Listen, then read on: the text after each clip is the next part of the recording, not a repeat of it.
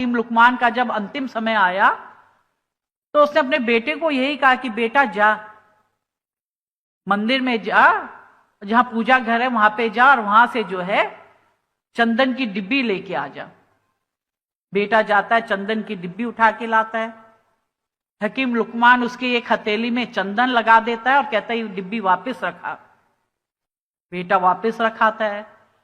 फिर बेटा वापस आता तो हकीम लुकमान फिर कहता है कि जा बेटा, अब रसोई घर में जा और जहां चूल्हा जल रहा है उसका जो है कोयला उठा के लिया।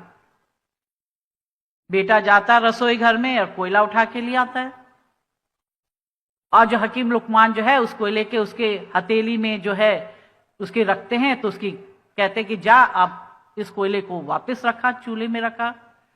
हकीम लुकमान फिर उसके का बेटा वापस जाता है और रसोई में चूल्हे में फिर वापस रख के कोयला रख के वापस आ जाता है। अब हकीम लुकमान अपने बेटे को कहता है कि बेटा अपनी हथेली दिखा। तब बेटा हथेली अपने जब आगे रखता है तो जिस हाथ में चंदन वो लाता है और पिता उसका चंदन लगा देता है उस हथेली में, तो चंदन रार रहने के बावजूद भी, वापस रखने के बावजूद भी उसके बेटे के हथेली में चंदन की खुशबू आ रही होती है। और जिस हथेली में कोयला रख के लाता है, कोयला ना रहने के बावजूद भी उसके हाथ में कोयले की कालिक लगी रहती है।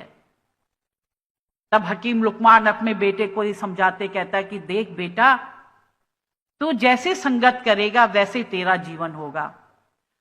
तू चंदन लाया तो चंदन ना रहने के बावजूद भी तेरे हथेली से उस चंदन की खुशबू आ रही है। और जिस हथेली से तू जो कोयला लाया, उस कोयले के ना रहने के बावजूद भी वो कालिक तेरे हाथ हथेली में अभी भी लगी हुई है।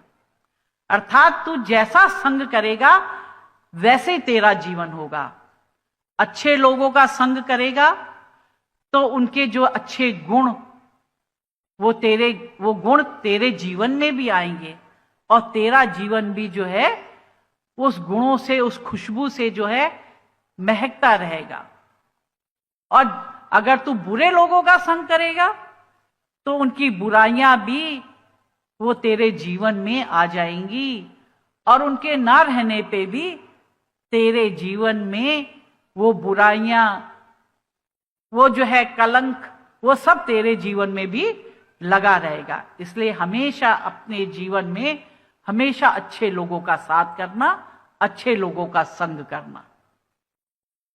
तो ये जो है हकीम लुकमान ने जो अपने बेटे को एक बात बताई, ये सब माता पिता अपने बच्चों को यही समझाते कि बच्चों अच्छे व्यक्तियों का संग करो, अच्छे लोगों का संग करो, बुरों का संग मत करो। और यही जब तुम आश्रम में आओगे, गुरु महाराज का संग करोगे, साधु संतों का संग करोगे, तो ये सब अच्छी बातें, अच्छे विचार, अच्छे सुविचार आपके जीवन में रोपित होंगे। और अगर आप अच्छे लोगों का संग नहीं करेंगे तो बुरे लोगों के ही बुरे विचार, वो बुराइयां आपके जीवन में भी आएंगी। तो इसलिए हम गुरु दरबार से जुड़े रहें, गुरु महाराज से जुड़े रहें, साधु संतों के साथ जुड़े रहें, जिससे वो सब अच्छाइयां, वो गुण हमारे जीवन में भी रोपित हों।